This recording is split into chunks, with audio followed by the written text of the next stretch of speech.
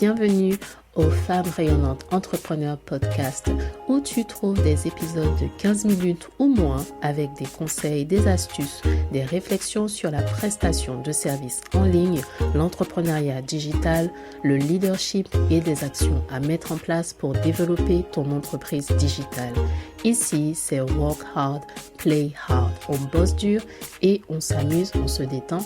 Aussi, je suis Leslie, associée dans la gestion des risques financiers et j'aide les femmes en corporate à lancer et développer leur entreprise de services digital en 2 heures par jour.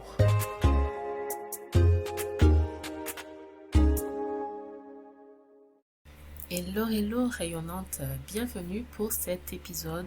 Si tu te poses des questions sur ton idée de business, ton idée pour une nouvelle offre, bref, aujourd'hui, c'est le jour. On parle d'idées business, comment faire pour en trouver une qui soit viable et pourquoi c'est important.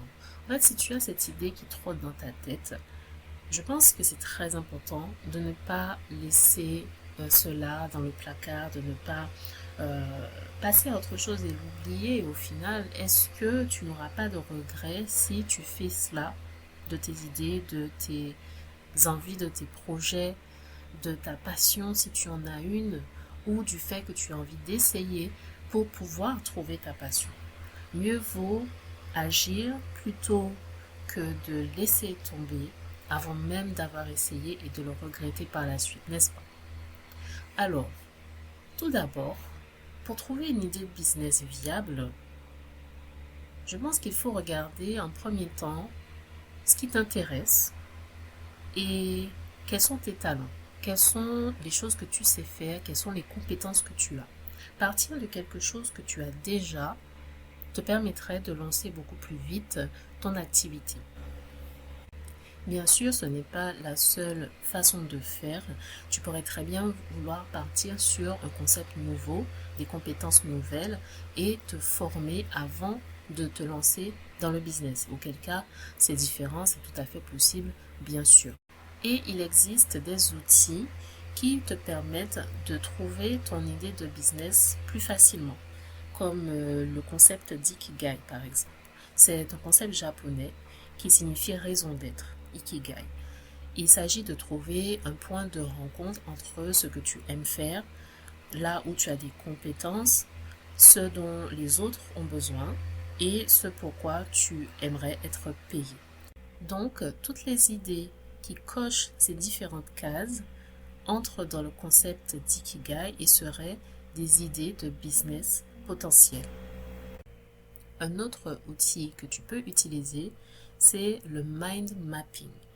C'est le fait de noter tes différentes passions, tes différents intérêts au centre et d'utiliser des branches pour mettre les compétences d'un côté, l'expérience, l'intérêt et explorer les différentes connexions entre ces éléments jusqu'à ce que tu puisses faire émerger des idées innovantes, des idées différentes pour lancer ton business.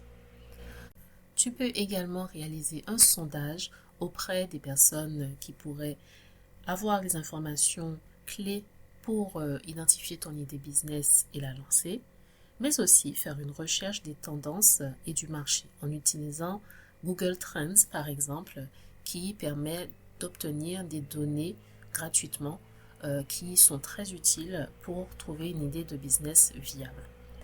Et j'ai aussi un outil tout spécialement conçu pour toi qui t'aide à clarifier dans quel domaine te lancer. C'est le quiz Trouve ton idée business en 10 minutes qui accompagne cet épisode. Tu peux utiliser le lien pour pouvoir passer ce quiz et voir ce qu'il en est. Et si c'est une activité qui te passionne, si c'est un hobby, quelque chose que tu ferais sans même être payé, c'est encore mieux ou c'est même très bien dans la mesure où, et seulement si, c'est une passion qui se vend.